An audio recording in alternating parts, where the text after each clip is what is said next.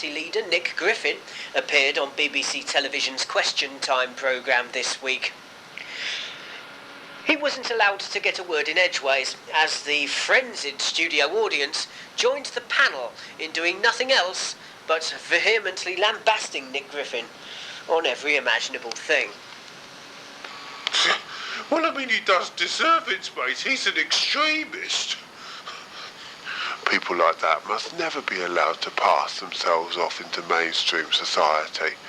Oh yes, mate, we've got to undermine him and show him up for what he is by going on and on and on and on and on about past indiscretions, as if we in Labour are totally clean ourselves, mate. And as Jonathan Left-Winger, your local Labour MP, I can say that because I am the complete diametric opposite of Nick Griffin and the racists in the British National Party, so you've got nothing to fear from mainstream nice people like me, mate.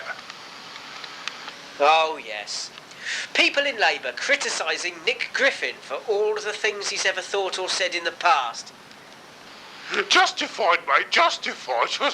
I've never denied the Holocaust, have I, mate? Amongst other things.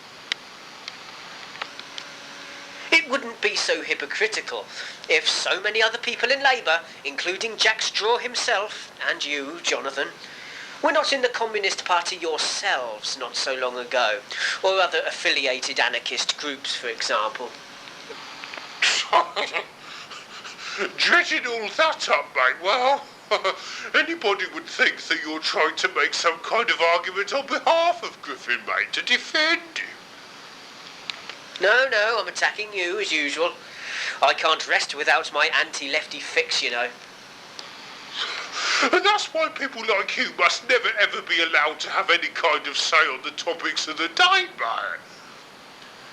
And this policy has been so successful that people in the public have felt driven to vote for the British National Party in complete and total frustration of being ignored.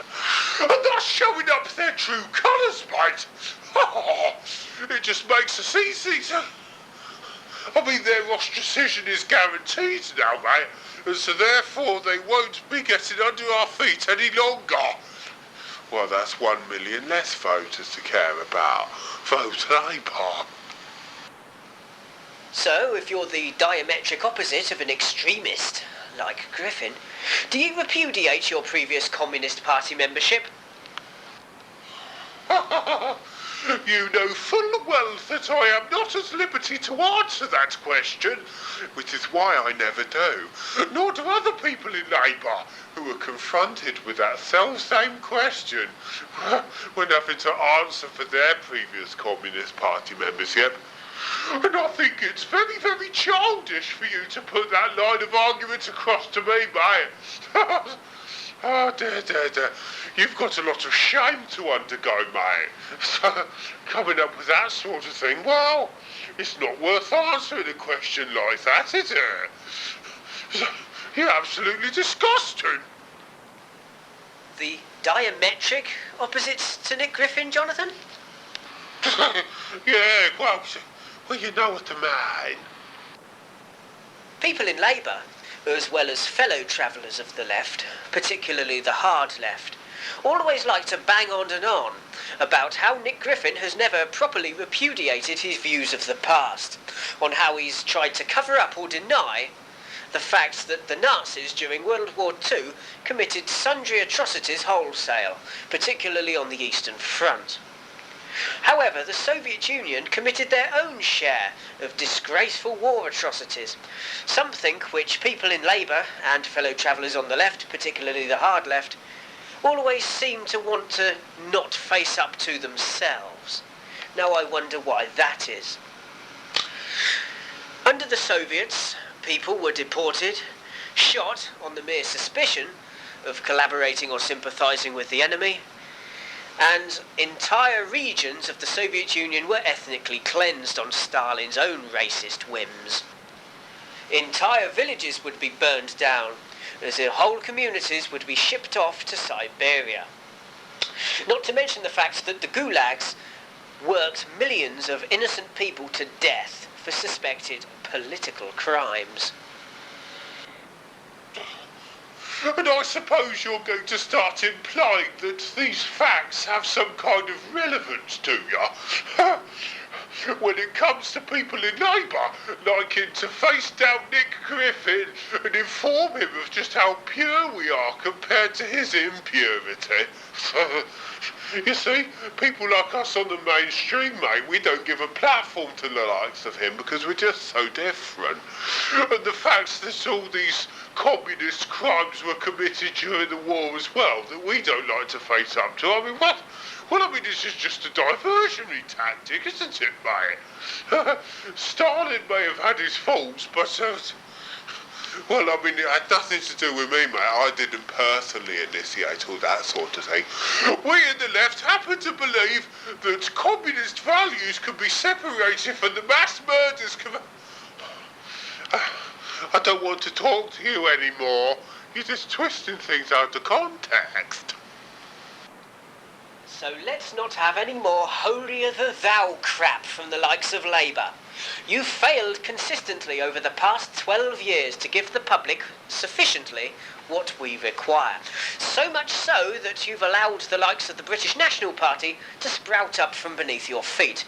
And then you blame everyone else but yourself when more and more people start voting for them. Yes, a considerable achievement, isn't it, Labour? Now, where did you get that from? Oh, yes, mate.